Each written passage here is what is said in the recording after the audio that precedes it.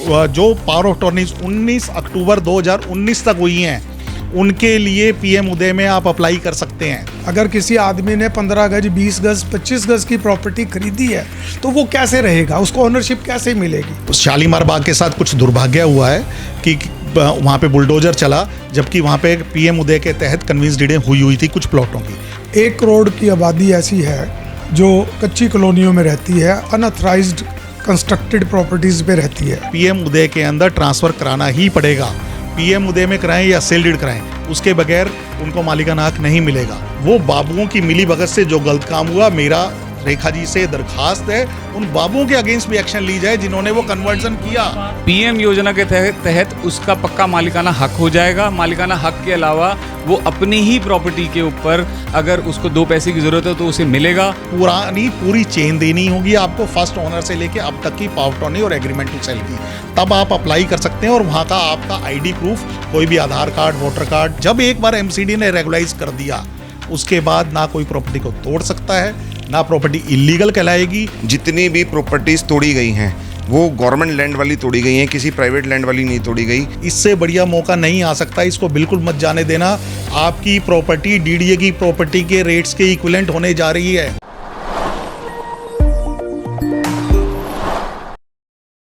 नमस्कार दोस्तों, मैं नरेंद्र धवन, दिल्ली अपडेट के आज के स्पेशल एपिसोड में एक बार फिर आपका स्वागत है।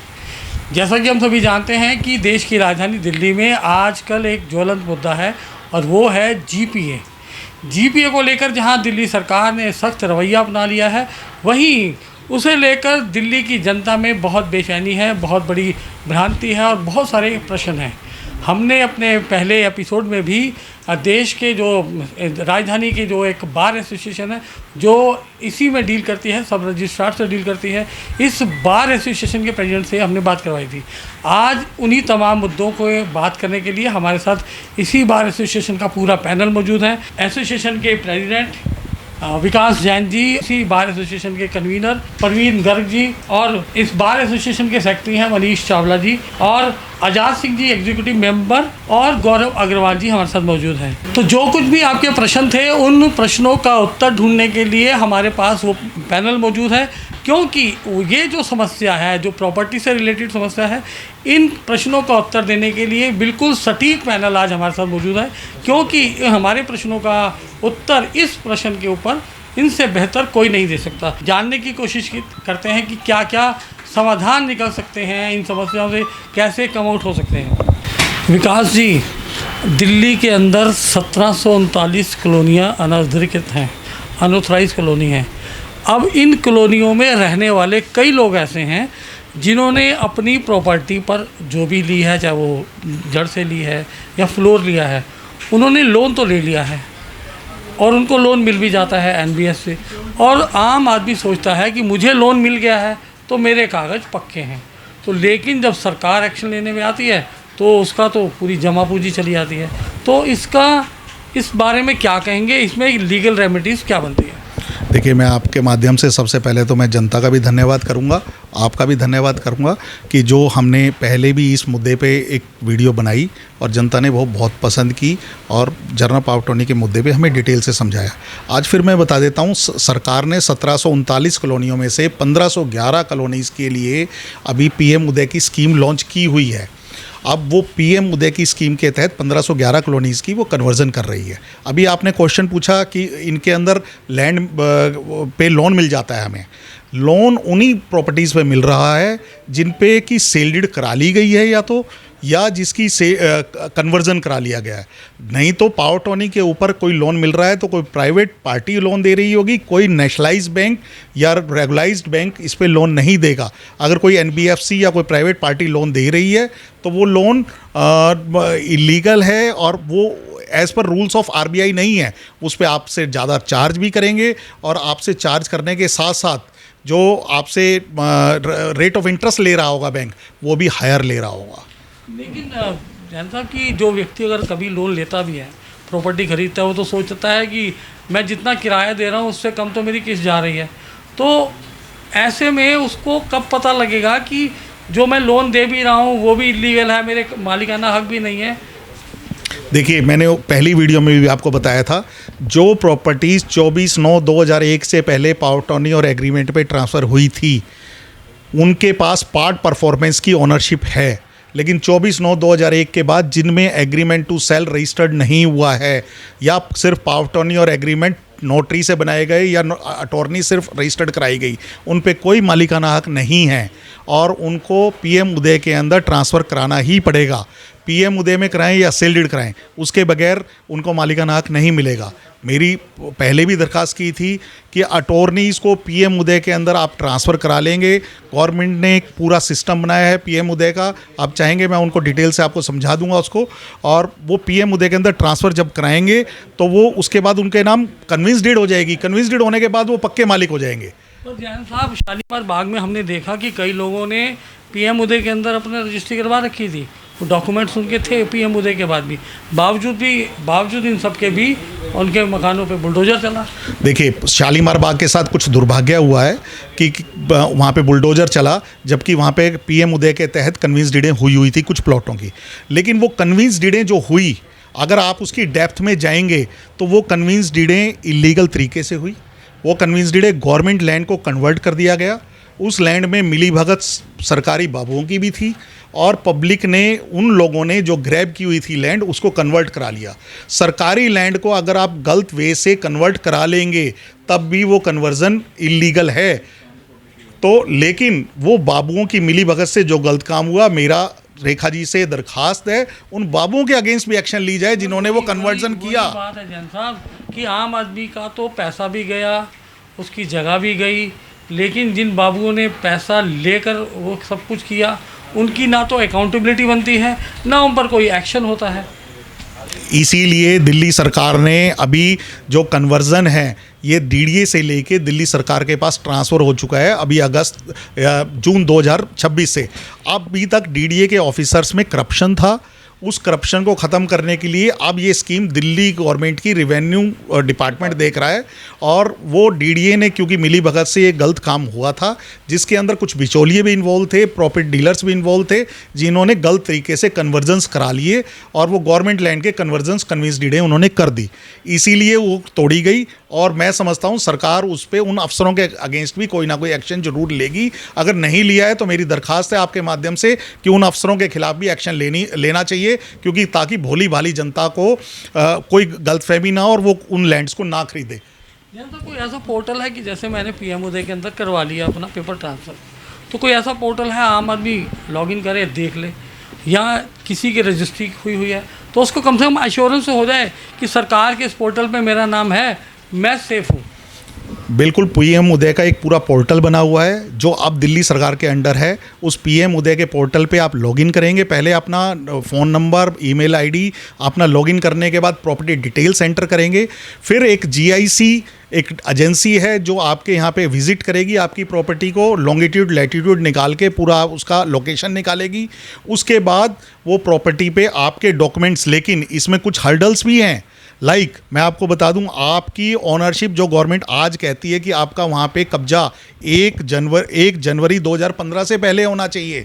अगर वो बिल्टअप प्रॉपर्टी है तो आपको ओनरशिप वहाँ की 1 जनवरी 2015 तक आपका वहाँ का बिजली का बिल या आधार कार्ड या वोटर कार्ड दिखाना होगा। साथ ही जो कन्वर्जन, जो पावर ऑफ अटॉर्नीज 19 अक्टूबर 2019 तक हुई हैं, उनके लिए पीएम उदय में आप अप्लाई कर सकते हैं। 19 अक्टूबर 2019 के बाद की जो प्रॉपर्टीज़ में पावर अटॉर्नी पे हुई हैं अभी होल्ड ऑन है, अभी उन पे गवर्नमेंट ने कोई डिसीजन नहीं लिया है। लेकिन 19 अक्टूबर 2019 तक जितनी पावर अटॉर्नीज हुई हैं, चाहे वो मालिकाना हक था, चाहे वो गलत थी, चाहे सही थी, अगर वो सही एग्जीक्यूट हुई हैं तो आप पीएम उदय में अप्लाई करके उसका मालिकाना हक प्राप्त कर सकते हैं। चाहे वो बिल्टअप अभी हुई है, जैसे कि कोई बिल्डिंग 2024 में बनी है लेकिन जीपीए वगैरह उनके पास पावर अटॉर्नी पहले की है। नहीं, जो बिल्टअप पहले के हैं या प्लॉट, उनका प्लॉट था अगर 2019 तक, उनको वो अप्लाई कर सकते हैं। लेकिन सिंगल स्टोरी बिल्टअप जरूरी है, मैंडेटरी है, उन्हीं का कन्वर्जन पुराना बना होना चाहिए 2019 से पहले का। कि मैं 2024 में तो मकान बना रहा हूँ और कह रहा हूँ कि 1980 में ये जब स्कीम लॉन्च हुई थी गवर्नमेंट की, तो 2019 में लॉन्च हुई थी और उन्होंने कट ऑफ डेट 19 अक्टूबर 2019 ही रखी हुई है।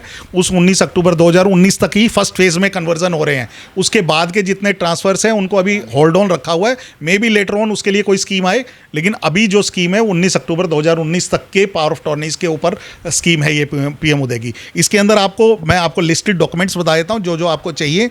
आपका पोजीशन होना चाहिए 1 जनवरी 2015 तक का। आपका एग्रीमेंट टू सेल होना चाहिए, चाहे वो अनरजिस्टर्ड हो चाहे रजिस्टर्ड हो। आपको ट्रांसफर पेमेंट दी होनी चाहिए पिछले सेलर को, उसकी पेमेंट रिसिप्ट होनी चाहिए। वहाँ का इलेक्ट्रिसिटी बिल होना चाहिए आपके नाम पे या किसी का चेन के नाम पे। एक जीपीए होनी चाहिए आपके नाम पे और प्रॉपर्टी टैक्स की म्यूटेशन कराई हुई होनी चाहिए आपके नाम पे जो आज प्रेजेंट ओनर है। साथ ही साथ पूरी चेन देनी होगी आपको, फर्स्ट ओनर से लेके अब तक की पावर ऑफ टर्नी और एग्रीमेंट टू सेल की। तब आप अप्लाई कर सकते हैं और वहाँ का आपका आईडी प्रूफ, कोई भी Aadhaar card, voter card, driving licence, कोई भी आईडी आपको देना होगा ताकि आप कन्वर्जन के लिए अप्लाई कर सकें। उसके बाद जीआईसी होने के बाद आपकी एप्लीकेशन एडीएम कंसर्न डिस्ट्रिक्ट के पास जाएगी जो कि कन्विंस डीड एग्जीक्यूट करेगा। कन्विंस डीड एग्जीक्यूट करने के बाद वो कंसर्न सब रजिस्ट्रार उसको स्टैम्प ड्यूटी लेके रजिस्टर्ड करेगा। स्टैम्प ड्यूटी नॉमिनल है, जितने रुपए का कन्वर्जन होगा उसके ऊपर 6% और या 8% स्टैम्प ड्यूटी है, इससे ज़्यादा स्टैम्प ड्यूटी नहीं है।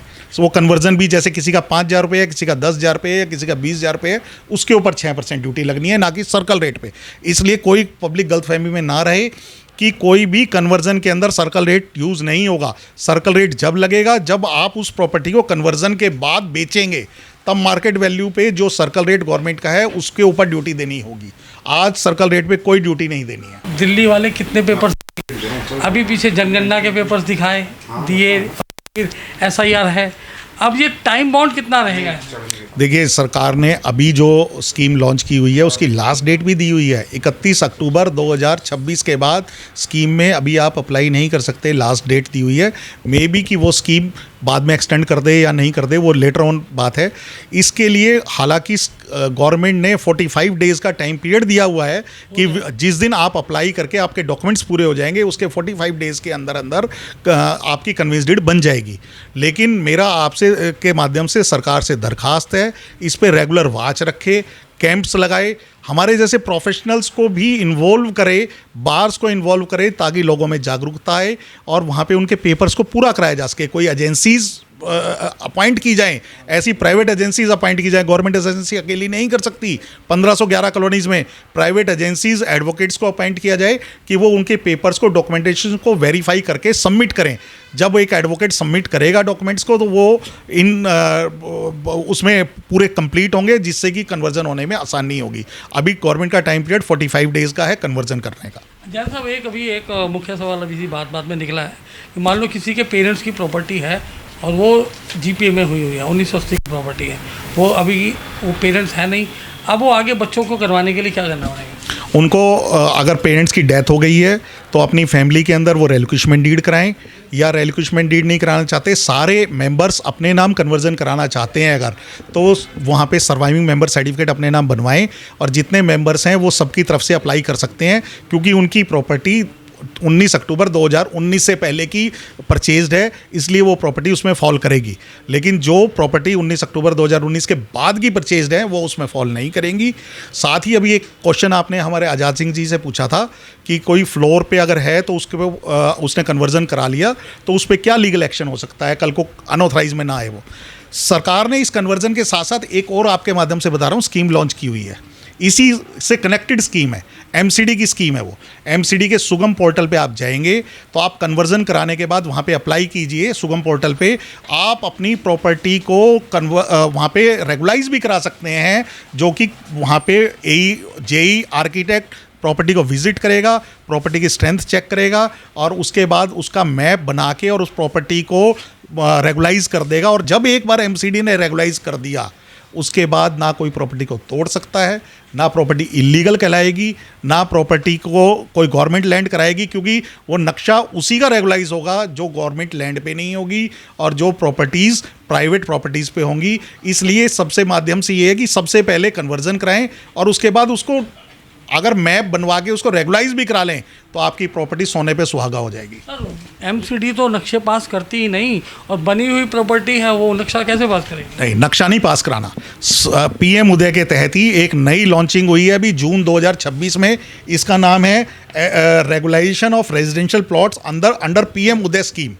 इसके तहत स्पेशल स्कीम लॉन्च की गई है अनऑथराइज कॉलोनीज़ के लिए, 1511 कॉलोनीज़ के लिए, कि जो कन्वर्जन करा चुके हैं लेकिन उनकी प्रॉपर्टीज़ के नक्शे नहीं पास, तो वो नक्शे को रेगुलाइज करा सकते हैं, चाहे वो ऑलरेडी बन चुकी।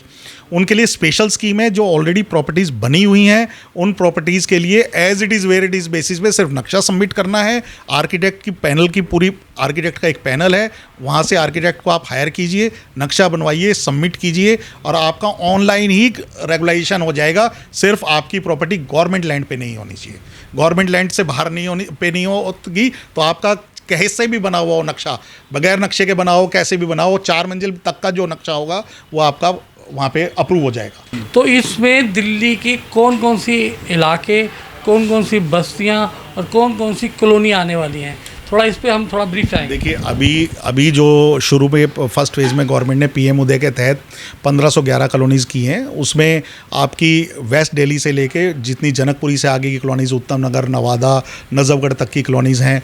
आउटर दिल्ली के अंदर नरेला और आपका बुद्ध विहार, विजय विहार, नांगलोई, बुराड़ी इधर आउटर में, किराड़ी, और ईस्ट दिल्ली के अंदर शादरा से आगे की सारी कॉलोनीज़, आपके साउथ दिल्ली के अंदर आपके मेहरौली और उधर की सारी कॉलोनीज़, जितनी भी ये कॉलोनीज़ हैं जो कि अभी तक रेगुलाइज नहीं हुई हैं, सिर्फ अनऑथराइज रेगुलाइज की लिस्ट में हैं, उन लिस्ट के लिए पीएम उदय स्कीम है ये।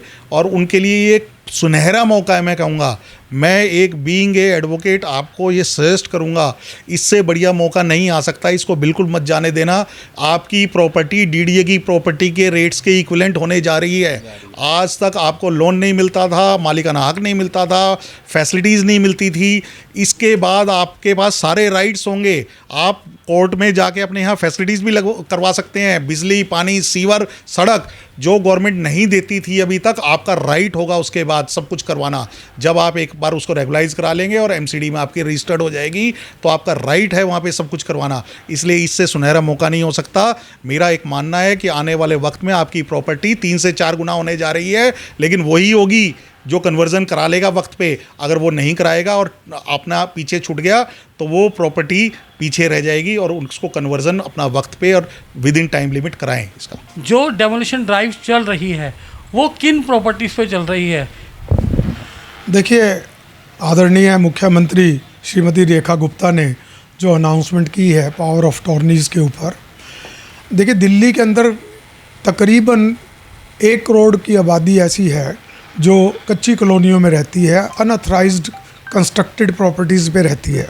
अनऑथराइज्ड कॉलोनाइजर्स ने कॉलोनियाँ डेवलप की हुई है, वहाँ रहती है। तो उस प्रॉपर्टीज़ की जो सेल परचेज़ होती थी वो जनरल पावर टॉर्नी के द्वारा होती थी। General power attorney agreement to sell पे होती थी। वो जनरल पावर टॉर्नी दिल्ली सब रजिस्ट्रार के ऊपर के पास रजिस्टर करवाई जाती थी, जिससे कि सेल परचेज हो जाती थी। लेकिन उससे गवर्नमेंट का रेवेन्यू लॉस होता था, गवर्नमेंट को कोई स्टैम्प ड्यूटी नहीं मिलती थी। तो आदरणीय मुख्यमंत्री ने जो अनाउंसमेंट करके पावर ऑफ टॉर्नी को बंद किया, ये एक अच्छा स्टेप है, इसमें कहीं भी दो राय नहीं है। लेकिन इस पावर ऑफ टॉर्नी को बंद करने का जो जरिया है उन्होंने बनाया है और तरीका जो लिया है वो थोड़ा सा करेक्ट करना पड़ेगा। वो एक एनेक्टमेंट के द्वारा, एक्ट की अमेंडमेंट के द्वारा जब तक कोई चीज़ नहीं लेके आई जाएगी तो सिर्फ आदेश करने से या सर्कुलर जारी करने से वो पावर ऑफ टॉर्नी बंद नहीं की जा सकती, क्योंकि कोर्ट ऑफ लॉ उस चीज़ को जब तक बंद नहीं करेगा, या तो कोर्ट ऑफ लॉ उस पर डिसीजन दे या एनेक्टमेंट हो, तब हम जनरल पावर टॉर्नी को बंद कर सकते हैं। जहाँ तक बंद करने की बात है तो गरीब आदमी अब करे क्या? अगर किसी आदमी ने 15 गज, 20 गज, 25 गज की प्रॉपर्टी खरीदी है तो वो कैसे रहेगा, उसको ओनरशिप कैसे मिलेगी? यहाँ पर अनऑथराइज कंस्ट्रक्शन और अनऑथराइज कॉलोनी डेवलप हो चुकी है, ऑलरेडी 10-20 सालों से कॉलोनियाँ बन चुकी हैं। उसके अंदर वो ओनरशिप कैसे ले? तो ओनरशिप लेने के लिए प्राइम मिनिस्टर नरेंद्र मोदी जी ने एक स्कीम लेके आए जिसको पीएम उदय स्कीम बोलते हैं।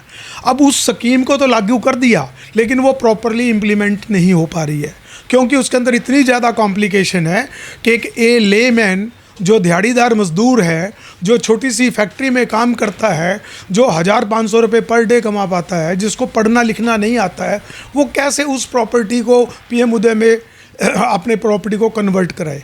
उसके ऊपर कोई रोशनी गवर्नमेंट ने नहीं डाली है। हमारी राय है, पार की राय है कि उस पीएम उदय योजना को इतना सरल बनाना चाहिए कि हर कॉलोनी के अंदर उसके वेरियस काउंटर बनाए जाएं, गली मोहल्ले में उसके काउंटर बनाए जाएं, ताकि कोई भी एप्लीकेंट जाए, अपने डॉक्यूमेंट दिखाए और उसका सरलीकरण तरीके से वो फ्री होल्ड या conversion from unauthorised colony to regularised में उसका वो चेंज हो जाए, जिससे कि उसकी आगे की जो सेल परचेज हो वो रेगुलराइज हो जाए और गवर्नमेंट को उससे रेवेन्यू जनरेट जो होगा वो बहुत बड़ी अमाउंट में होगा, बहुत बड़ी मात्रा में होगा। तभी इस पावर ऑफ अटॉर्नी को बंद करने का मकसद पूरा होगा। परवीन जी, जो अभी दिल्ली सरकार ने जीपीए को बैन किया है, इस आदेश से पहले क्या दिल्ली सरकार ने बार एसोसिएशन से या जो लोग इसमें डील करते हैं या एक्सपर्ट से कोई डिस्कशन किया था या नहीं? नहीं, देखिए, दिल्ली सरकार ने कोई भी बार एसोसिएशन से के प्लेटफार्म पे कहीं कोई डिस्कशन नहीं किया। रादर होना चाहिए था। दिल्ली सब रजिस्ट्रार बार एसोसिएशन के जो कारिंदे हैं, जो मुखिया हैं, उनको कॉन्फिडेंस में लेके सारी चीज़ें डिस्कशन करनी चाहिए थी। गवर्नमेंट के पैनल के बीच में हमें इनकॉर्पोरेट करना चाहिए सारी डिस्कशन के अंदर, ताकि पब्लिक एट लार्ज किसी भी चीज़ से तंग ना हो। बाकी जहाँ तक जो आपने क्वेश्चन किया कि गवर्नमेंट जो है, देखो, गवर्नमेंट कोई भी काम करती है वो अपने लेवल पे ही करती है। पब्लिक से उसकी ओपिनियन लेनी चाहिए, लेती नहीं है वो एक अलग बात है। तो ओपिनियन होनी चाहिए पब्लिक की, और पब्लिक के इस मामले में रजिस्ट्रेशन से रिलेटेड, प्रॉपर्टी डॉक्यूमेंटेशन से रिलेटेड, प्रॉपर्टी डिस्प्यूट से रिलेटेड एडवोकेट्स का प्लेटफॉर्म है, दैट इज़ दिल्ली सब रजिस्ट्रार बार एसोसिएशन। उसे कॉन्फिडेंस में जरूर लेना चाहिए। एक और सवाल गर्ग जी, कि क्या जो जीपीए पे बैन हुआ है दिल्ली के अंदर, कितना फिजिबल है? क्या ये बिल्कुल हो सकता है? हाँ, बिल्कुल हो सकता है। देखिए, सरकार चाहे तो क्यों नहीं हो सकता। गवर्नमेंट को बहुत बड़ा लॉस हो रहा है। पावर ऑफ अटॉर्नी पे प्रॉपर्टी बिना गवर्नमेंट की स्टैम्प ड्यूटी दिए रजिस्ट्रेशन हो जाती थी। अब उस लेकिन जनता तो बिल्कुल परेशान है। हाँ, जनता परेशान है, तभी हम कह रहे हैं ना कि उसका सरलीकरण होना चाहिए। प्राइम मिनिस्टर योजना, मोदी साहब ने बहुत बढ़िया योजना लागू की थी, लेकिन हमारा जो एडमिनिस्ट्रेशन है, जो हमारी ऑफिसर लॉबी है, या गवर्नमेंट की विल पावर जो स्ट्रॉन्ग नहीं है। अगर स्ट्रॉन्ग हो तो इसका इतना सरलीकरण कर दिया जाए कि आदमी, एक ले मैन अपने कागज़ उठा के जाए, कागज़ चेक कराए, और फीस काउंटर पे उसकी नॉमिनल फ़ीस होनी चाहिए। वो ले मैन जो बेचारा बड़ी मुश्किल से ईंट जोड़ जोड़ के मकान बनाता है और 15 गज 20 गज में रह रहा है, उसके पास पैसे थोड़ी हैं देने के लिए, तो उसकी नॉमिनल फ़ीस में वो कन्वर्ट कर देना चाहिए। तो पॉसिबल है जीपीए को रोक लगाना। मनीष जी, इससे जुड़ा एक सवाल है, क्योंकि हमें भी एक यूज़र का फ़ोन आया था, हमारे दर्शक का फ़ोन आया था। वो महिला कहती है कि मेरे पास तो पैसे ही नहीं है, तो मैं अब इसको अपने प्रॉपर्टीज़ को किस तरीके से पीएम योजना के अंदर करवाऊं, या जीपीए को आगे कैसे रजिस्ट्री हो? एक बहुत बड़ी समस्या है। देखिए, पहले तो मैं धन्यवाद चाहूँगा आपका, आपने ये सवाल रखा। जो आपने अभी गर्ग साहब की बात सुनी, गर्ग साहब ने ये बात कही कि जो दिहाड़ी मजदूर है, या जैसे उन लेडी ने ये पूछा कि भाई मेरे पास तो पैसे ही नहीं है। मैं आपको बताना चाहूँगा, प्रधानमंत्री जी की योजना बहुत ही अच्छी है, लेकिन जैसे हमारी डीडीए के अंदर 50 मीटर तक के वर्ग के घरों में पैसे लेते ही नहीं हैं, सिर्फ एक 200 रुपये का पे ऑर्डर लेते हैं।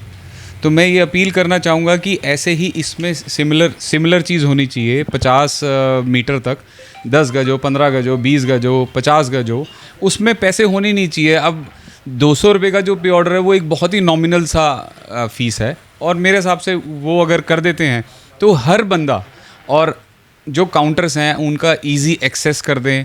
हर कच्ची कॉलोनी के अंदर एक काउंटर होना चाहिए, हर कॉलोनी के अंदर आदमी अप्रोचेबल हो। तो I think 200 rupees is very nominal fees, और अगर ऐसा हो जाए तो मुझे नहीं लगता कि किसी को भी पीएम योजना वाली स्कीम के अंदर अपने प्लॉट को फ्री होल्ड कराने में कोई प्रॉब्लम आएगी। मोर ओवर, जितने भी कच्ची कॉलोनियाँ हैं जो ये पावर ऑफ अटॉर्नी जिसमें ये रेवेन्यू जनरेट नहीं हो पा रहा था, ये लोग करा रहे थे, उसमें भी सरकार को बेनिफिट मिलेगा कि नॉमिनल फ़ीस में उन्होंने अपना फ्री होल्ड कराया, और फ्री होल्ड कराने के बाद जब वो रजिस्ट्री कराने के लिए जाएंगे तो जो उनका सर्कल रेट बनता है उस हिसाब से स्टैम्प ड्यूटी देंगे। आपने पहले भी यही सवाल पूछा था कि एक लेडी ने आपसे पूछा कि मैं रेगुलराइज कच्ची कॉलोनी में रहती हूँ और मेरे पास पैसे नहीं हैं। मैं आपको डीडीए के तर्क की एक स्कीम बताई थी कि हम पीएम योजना में सिमिलर स्कीम को अगर लाते हैं कि जो कच्ची कॉलोनी में रहते हैं वही पीएम योजना में जाएगा, वो डीडीए नहीं जाएगा। उसने कच्ची कॉलोनी की फ्री होल्ड के लिए जाना है पीएम योजना में, और उसमें गरीब लोगों के लिए, जो गरीब वर्ग, जैसे गर्ग साहब बता के गए कि 1 करोड़ से ज़्यादा जनता जो है वो कच्ची कॉलोनी में रहती है, उनके लिए अप टू 50 मीटर तक के जिनके पास मकान है, 10 गज, 15 गज, 20 गज, 25 गज, 45 गज, उसको बिल्कुल नॉमिनल फीस लाइक डीडीए 200 रुपये में कर देना चाहिए। अभी होता है, हो रहा है सर। अभी 50 गज में, हाँ, डीडीए के अंदर अभी भी हो रहा है, लेकिन कच्ची कॉलोनी के अंदर अभी ये वाली स्कीम 200 रुपये वाली नहीं है। और हम ये चाहेंगे, हम अपील करेंगे हमारे सीएम मैडम से, हमारे प्रधानमंत्री जी से, हमारे इस स्टेज से कि 50 मीटर तक की गरीबों के लिए स्कीम हमेशा रहनी चाहिए। जो उससे ज़्यादा के मकान है 50 मीटर एंड अबव, उनकी जो नॉमिनल फीस है, जो भी कन्वर्जन है, वो लिए जाएं और करे जाएं। इसी ऐसे में तो जो गवर्नमेंट का पर्पस है वो रेवेन्यू जनरेट करने की, वो उनका तो पर्पस तो डिफीट हो जाएगा, क्योंकि ऐसे में तो रेवेन्यू जनरेट नहीं होगा। सर, इसमें रेवेन्यू जनरेट नहीं हो रहा। मैं आपको आपके माध्यम से एक चीज़ और क्लियर करना चाहता हूँ कि जो ऑलरेडी प्रॉपर्टी खरीद चुका है पावर ऑफ अटॉर्नी पे, जिस पे रेवेन्यू लॉस हो चुका है, वो अपने नाम पे सिर्फ कन्वर्जन कराने के लिए जा रहा है, ना कि किसी और के नाम पे। जब वो अपने करेगा तो जब वो अपने नाम पे करा लेगा, जैसे उसी गरीब लेडी पे या गरीब वर्ग के लोगों की हम बात करते हैं कि अगर जब वो अपने नाम करा लेगा, उसके बाद जब भी वो ट्रांसफ़र के लिए जाएगा तो सर्कल रेट पे उसको स्टैम्प ड्यूटी देनी है। मोर ओवर, अब इसके बाद अटॉर्नी नहीं होगी जिस पे रेवेन्यू लॉस होता था, अब तो उल्टा सेल डीड होगी जिस पे सर्कल रेट पे सरकार ड्यूटी लेगी और रेवेन्यू पूरा मिलेगा उसे। यानी कि इसका मतलब ये हुआ कि जब अभी जो ट्रांसफ़र हो रहा है, जब खाली पीएम उदय के अंदर वो उस व्यक्ति के नाम वो प्रॉपर्टी हो जाएगी, लेकिन जब आगे वो सेल करेगा तब उसको जो भी लेगा उसको तो टैक्स देना ही पड़ेगा 100%। जैसे नॉर्मल अब हम कच्ची कॉलोनी से समझ लीजिए पक्की कॉलोनी में आ गए। जो कच्ची कॉलोनी को हमने पीएम योजना में करा लिया, तो अब जब हम पक्की कॉलोनी में आ गए तो हम सर्कल रेट के हिसाब से उसको ड्यूटी देंगे और रेवेन्यू देंगे। जब उसके नाम अपने नाम पे ट्रांसफ़र हो जाएगी, ट्रांसफ़र होने के बाद ईजीली लोन भी उसको मिलेगा, आदमी के पास प्रॉपर्टी का अपना टाइटल होगा, कल को उसको ट्रांसफ़र करना है तो रेवेन्यू सरकार को 1 गुना 2 गुना नहीं, कम से कम 10 गुना जनरेट होगा, जो पावर ऑफ अटॉर्नी के माध्यम से नहीं हो पा रहा था। ये पीएम योजना के तहत उसका पक्का मालिकाना हक हो जाएगा। मालिकाना हक के अलावा वो अपनी ही प्रॉपर्टी के ऊपर अगर उसको 2 पैसे की ज़रूरत है तो उसे मिलेगा, और कल को अगर वो सेल करना चाहता है तो सरकार को भी रेवेन्यू मिलेगा। हर चीज़ में फ़ायदा ही फ़ायदा है। एक हमारे पास प्रश्न ये है कि एक व्यक्ति ने एक प्रॉपर्टी खरीदी 1980 या 1982 में, जीपीए के अंदर हुआ, जीपीए हो गई। अब 8 भाइयों में से 5 एक्सपायर हो गए, 3 रह गए। अब 3 के आगे जो क्लेमेंट हैं, आगे 32 मेंबर हैं। अब ऐसे में उस प्रॉपर्टी का स्टेटस क्या रहेगा? क्या जीपीए होगी या आगे पक्की रजिस्ट्री होगी या पीएम उदय के अंदर जाना है? तो वो तो बिल्कुल हौच पौच हो गया। तो ऐसे में क्या सोल्यूशन देता है कानून? सर, उसमें से ना सबसे पहली चीज़ जो रहेगी, उनमें से जो 5 लोग हैं या आपने 8 लोग बताए, जो 3 लोग बचे हैं या 4 लोग बचे हैं उनके लीगल हाइट्स में, उनमें से किसी 1 या 2 के नाम पहले प्रॉपर्टी को लिया जाएगा। उसके तो तैयार तो कोई नहीं होगा सर, वो देखो आपको तैयार वो करना पड़ेगा, क्योंकि आप इस प्रॉपर्टी को लेके एज इट इज़ ले नहीं जा सकते जब तक कि पूरा परिवार इस चीज़ के लिए तैयार ना हो। सबको पहले तैयार होकर जाना पड़ेगा उस चीज़ को सुलझाने के लिए कि हम इस मसले को सुलझाना चाहते हैं जी। हम चाहते हैं कि ये 2 बड़े भाई या 2 भाई या 2 बहनें ये जाके इस चीज़ को पीएम उदय के लिए तैयार करें। जब वो पीएम उदय में जाते हैं, ये सब के सब जाके तैयार होते हैं कि हम इन 2 को ऑथोराइज़ कर रहे हैं इस चीज़ के लिए कि आप पीएम उदय में जाइए, आप फ्री होल्ड अप्लाई कीजिए और इस चीज़ को परस्यू कीजिए। तो जब आप पीएम उदय में जाएंगे इन चीज़ों को लेकर, तो वो चीज़ आपकी as it is freehold हो जाएगी, कोई इशू नहीं है उसमें किस तरह की भी। एक और सवाल है कि एक व्यक्ति कहता है जी हम एक मल्टी स्टोरी बिल्डिंग में रहते हैं, 4 मंजिला बनी हुई है, मैं फर्स्ट फ्लोर पे रहता हूँ या सेकंड फ्लोर पे रहता हूँ, मैंने तो कैसे जुगाड़ करके पीएम उदय के अंदर अपने फ्लैट की रजिस्ट्री करवा ली, और लेकिन ना फर्स्ट वाला चाहता है, ना सेकंड वाला, ना थर्ड वाला, तो मेरे स्टेटस क्या रहा या उस बिल्डिंग का स्टेटस क्या रहा? सर देखिए, पीएम उदय में ना बड़ा क्लियर सा है, उसमें ना सिर्फ पूरी बिल्डिंग, एक पर्टिकुलर फ्लोर भी आप फ्री होल्ड करा सकते हैं, ऐसी कोई दिक्कत नहीं है। बहुत बेसिक है उसमें बड़ा क्लियर बोला गया कि एज इट अनवेरिड बेसिस पे ये फ्री होल्ड हो रहा है आपका। अब नीचे वाला नहीं चाहता या ऊपर वाला आपका नहीं चाहता तो इससे हमें कोई फ़र्क नहीं पड़ता। मैंने अपनी प्रॉपर्टी अपने तरीके से ली हुई, एक प्रॉपर तरीके से पीएम उदय में जाके सब चीज़ें डॉक्यूमेंट सबमिट करके फ्री होल्ड कराई है, तो उसको पीएम उदय से फ्री होल्ड कराने तो कोई भी डिपार्टमेंट, कोई भी अथॉरिटी छेड़ेगी नहीं। अगर मान लो कोई लीगल एक्शन होता है तो सर मेरी प्रॉपर्टी पे नहीं होगा, ये मैं श्योर हूँ, ये मैं उसके अथॉरिटीज़ के गाइडलाइन से श्योर हूँ। मेरी प्रॉपर्टी पे कोई भी आँच नहीं आई किसी प्रकार की। वो जो आएगी, जिन्होंने ऑथराइज बनाया हो, कुछ और किया हो, ना पीएम उदय में गए हो, वो उनकी तरफ रहेगी, मेरे ऊपर नहीं रहेगी। ये क्लियर है मेरा। गौरव जी, किसी कॉलोनी में किसी व्यक्ति के पास पक्की रजिस्ट्री होने के बावजूद जी सरकार अगर उसकी प्रॉपर्टी को तोड़ देती है जी। तो क्या उसको मुआवजा दिया जाएगा या नहीं? सबसे पहले तो सरकार ये देखेगी वो जो पक्की रजिस्ट्री हुई हुई है वो किसी प्राइवेट लैंड पे है या गवर्नमेंट लैंड पे है। जितनी भी प्रॉपर्टीज़ तोड़ी गई हैं वो गवर्नमेंट लैंड वाली तोड़ी गई हैं, किसी प्राइवेट लैंड वाली नहीं तोड़ी गई।